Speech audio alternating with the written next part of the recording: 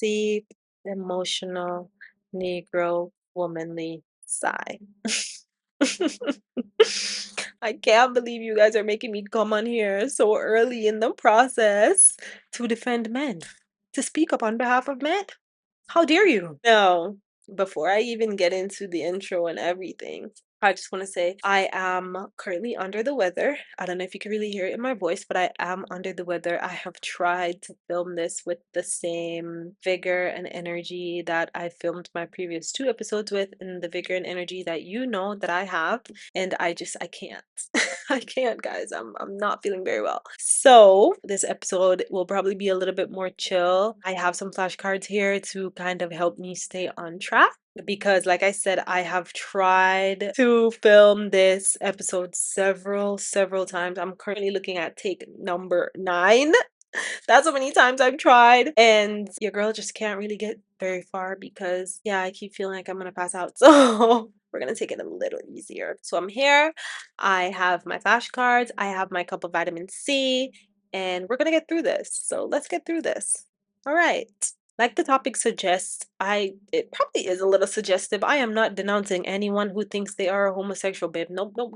This episode is in reference in relation to this massive influx of tweets I've realized have taken hold of women. And it's that, a man that consistently mistreats women or a man that is unable to stay faithful to one woman, like a serial cheater and all that stuff, they are gay. I've been seeing a lot of tweets that suggest that, and I kind of just want to nip that in the bud because I am an advocate for women that don't know that they're beards. Women that don't know they're in a lavender marriage. I'm a huge advocate for, yes, these men are gay, but no, I feel like y'all are taking it to a different level and it's kind of dulling the real problem of men using women unknowingly to hide their truth. Now, if you are willingly in a lavender marriage and you willingly know that your man is gay and you just want to be his beard, listen, kudos to you, babe. Freedom of choice, okay? So do what you need to do. But let's just stop trying to make ourselves feel better by, or not ourselves, because I don't use that. So let's stop trying to make y'all selves feel better about, the things you go through with men by attributing it to something that they cannot control. I mean, it is attributed to something that they cannot control, but it isn't homosexuality. It is daddy issues. Run the intro. There's no intro. Let's get into it. Hello, hola, bonjour, what's up? This is Colleen, and welcome to episode 3 of Yapology. Like I said, we're just going to be talking about some of the men who gravitate towards other men and how they don't do that because they want to fuck other men. They do it because they have daddy issues. First of all, let's talk about DL men. Okay, DL means down low, and these are men who know that they're gay but cosplay being straight, I guess, or they pretend to be straight. So they get into relationship with women, they have sex with women, some of them even procreate with women, they go on to marry women, all that stuff while knowing that their true desires lie with men. Okay? And DL men have existed since the dawn of time, babe. They've existed since the dawn of time.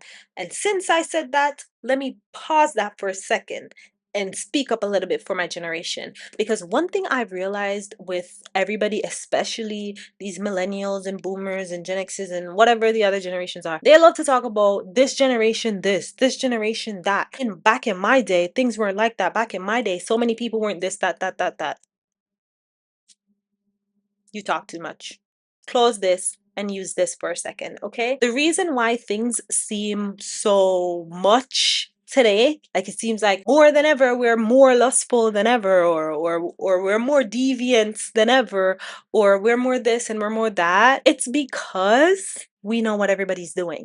Okay, back in the day, back in your day, there was no social media. Okay, what you had was tea, gossip around your community, and then you'd get the newspaper once or twice a week. You know what's going on in your state, in your city, your parish. Maybe you know what's going on in your country, and once a month, once in a while, you know what's going on in the world. Okay, now we know what's going on in everybody's house. We know what's going on in everybody's house, okay? Someone sneeze and the sneeze don't feel right, they're running to Twitter, okay? And 10 million people are talking about their experience with not sneezing properly, okay? We are just knowing what's going on with everybody. It doesn't mean that these things weren't happening. You just didn't. No, we didn't have this ease of access to information like we do now. That's it. That's it. Homosexuality, more than now, was notoriously shameful. It was always something that people, men and women, felt like they needed to hide. So, what do you mean there are more DL men today than before? What does that even make sense to you? Queer people, gay people, trans people, bi people, all of them have existed since humans have existed. Okay? It's not new. It wasn't created in a lab. These are human beings. Okay? So let me just say that about my generation. So quit it. Quit it! This is a different type of people, okay? Had to get that off my chest. Like I was saying, DL men. No, the one and the only determinant of homosexuality is whether or not you are emotionally, physically, sexually, mentally, all the alleys in the world attracted to the same gender. That's it. That's it. That's it. That's it. That's it. In order to be gay, that is all it requires. It does not require that you're unable to make emotional connections with the opposite gender. It doesn't mean that you can't stop having sex with the opposite gender. So for whatever reason you're like, sorry guys, getting a little bit passionate here. Let me rein it in. Have some decorum. Okay. All right. So that is the one determinant of homosexuality.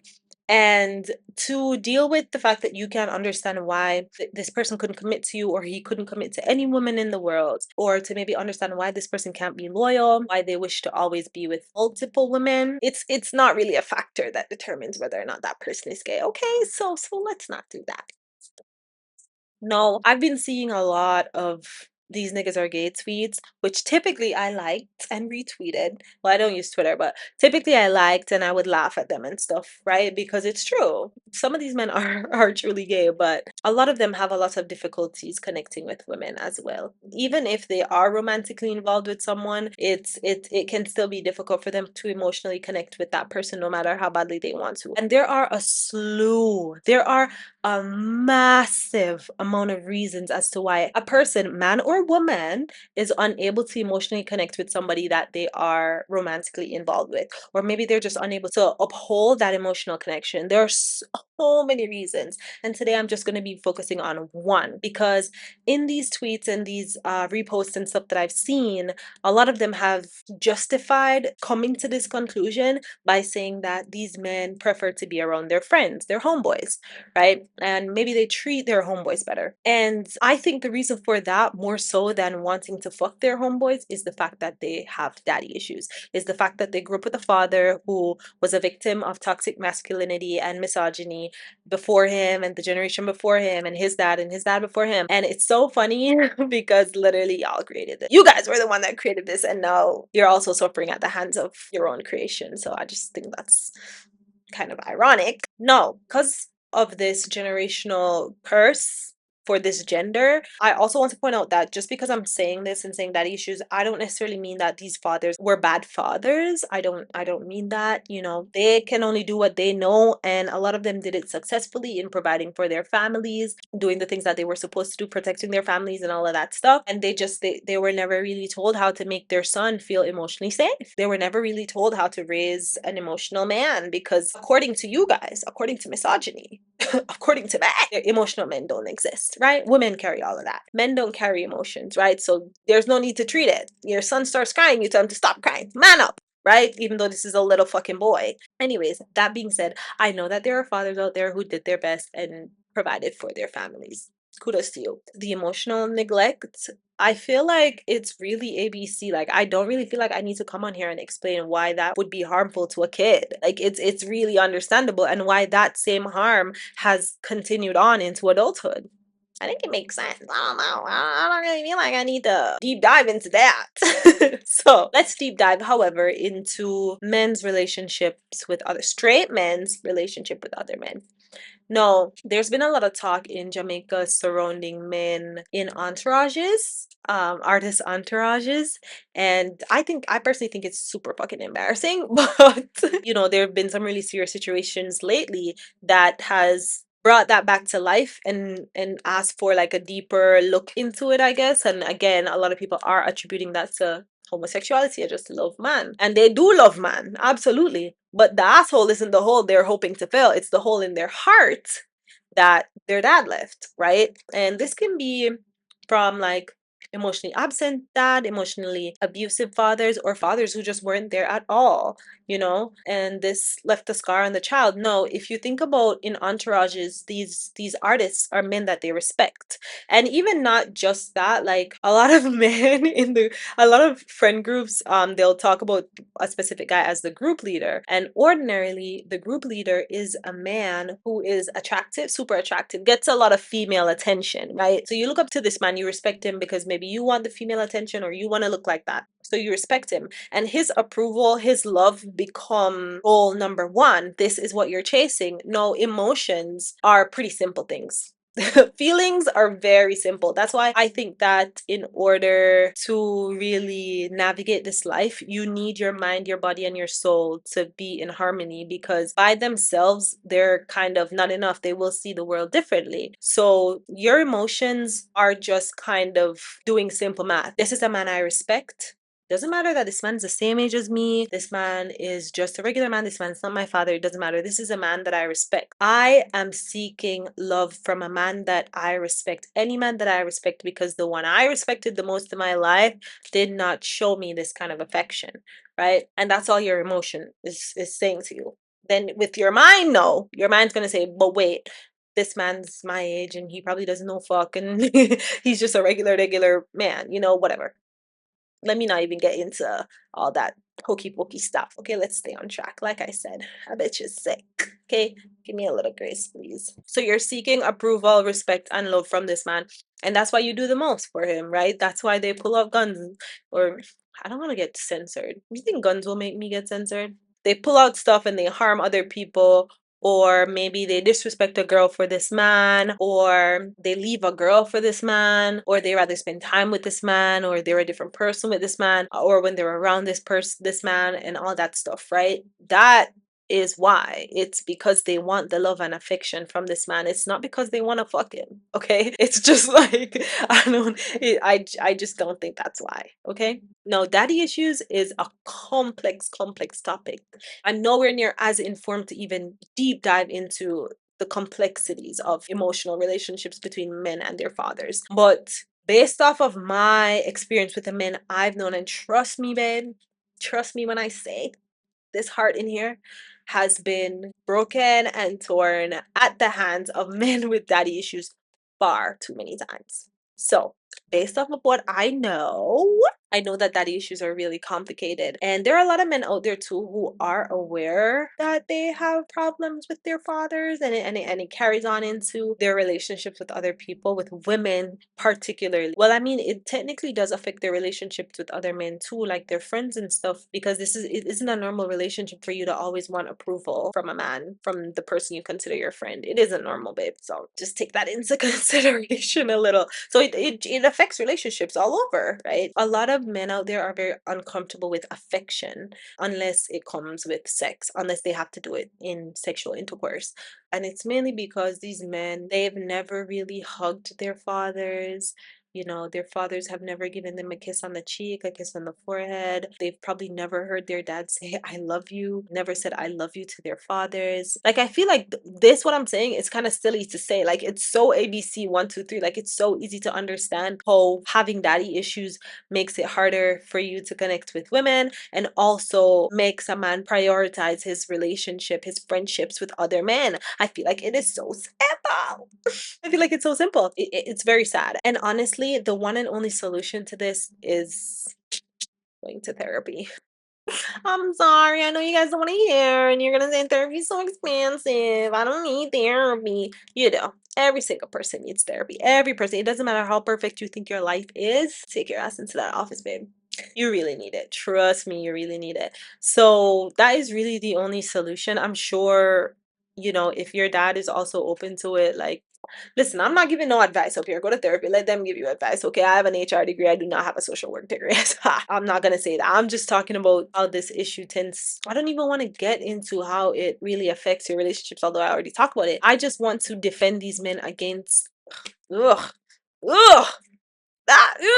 That sounded wrong, but I just want to kind of defend these men against these allegations and also just get you guys to stop. I know for women, I know it's a lot easier to attribute his bad behavior to something that he is unable to control. I think I said this earlier though. I know it's easier because then it's like, okay, then he's just this way. I have no blame. And you do have no blame. You do have no blame. But homosexuality has no blame either. It's a whole lot of reasons. And if you find that they are gravitating more towards their friends than towards you, it's most likely daddy issues. It's most likely the validation that they are getting from their friends that's making them feel better and feel happier because it temporarily fills a gap in their chest. And you really will do anything to fill that gap. So think about that to my sisters out there. I don't want to assign blame. I never want to blame you for their bad behaviors. I never want to put responsibility on you or control over their behavior because I feel like that has been done way too much in history. But I do think that a lot of the trends that have been persisting in men's behavior is sort of our fault. It may not start out our fault, but it continues because of us, because women will bend and they'll cut themselves and they'll scrape themselves. They will bend out of shape for a man that they really love. But when you bend and you adjust yourself and you empathize with these men and you try your best to still love them in spite of everything, and they don't change, because you cannot fix an issue like this. You cannot, as a woman, fix a man's daddy issues. You can't, right? But the more we think that we can, and the more that we try to adapt and hope that the part that we play in their lives will help them to solve these issues, will help them to be better, like the more we convince ourselves of that, I think is the less better they become, because they don't need to change. They don't need to change. Here's the perfect life for a man with daddy issues, okay? He has his friends. This is a straight man with daddy issues, by the way. He has his friends, okay? They're great. They give him the validation. They stroke the ego. He's able to keep shit going. Great, great, great, great. Obviously, he's straight. He doesn't want to fuck his friends. So now he needs to find a woman. No, he gets into this relationship with a woman, okay? It's great. They're flirting. They're talking. Life's nice and da, da, da, da. And then, the 2 weeks we're off, the honeymoon stage is gone, and no, it's a little bit harder to keep pretending like everything's okay, to keep pretending that you can fulfill this woman emotionally, to keep pretending like you know what to do with emotions, because in your head emotions aren't really supposed to exist because your dad told you they don't, right? So you have no idea how to deal with them, and if you don't know how to deal with your emotions, I can guarantee you will not know how to deal with other people's emotions either, okay? No matter how hard you try. And no, they get to treat you bad. I know they don't have to try as hard, but the surprisingly great thing, you stay with them and you adjust, and they cry boo-hoo, and the ones that are aware of their daddy issues will tell you it's their daddy issues but make no effort to change, and you just keep letting them, and they don't change, babe. They get worse, they get worse, they get worse, they get worse. So stop adjusting yourself. Leave them. Leave them. Leave them. Walk away, babe. Walk away and find another man. It's really what you gotta do. Or you're gonna fucking kill yourself. You're going to kill yourself, and you are going to subject yourself to a lot of unnecessary pain that I don't really think you should. I don't think you need to, And for the love of God, for the love of the Lord up above, stop fucking these men. Stop it. Stop it. Stop it. Stop it. Stop it. Stop it. Stop it, babe. Because that is one thing that, as long as they're getting that, they will not think that anything's wrong or anything needs to be fixed or anything needs to change. They will not think that.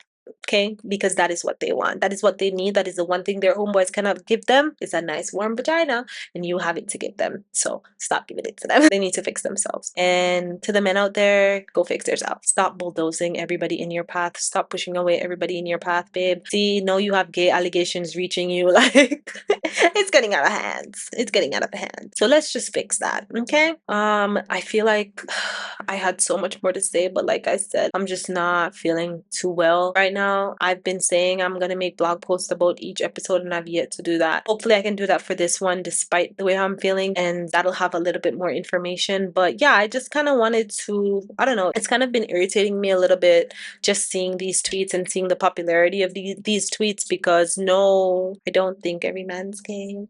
Might be. Sorry. I don't think if he wants to be around his homies more than you want to be around you, it means he's gay. It means he's getting something from his homeboys that he needs. And just because like you need it doesn't mean that it's like a good thing. I'm not saying that in a good way either. You know, he's getting the validation and the emotional security and the safety and the love from a man that he didn't get from the man, right? So that's why he'd rather be there. I'm so sorry if this episode was a little disappointing. I feel a little sad with how it came out, but I hope you enjoyed it regardless. And I love you guys. Thank you so much for tuning in. Let me know what you think. I'll see you next week.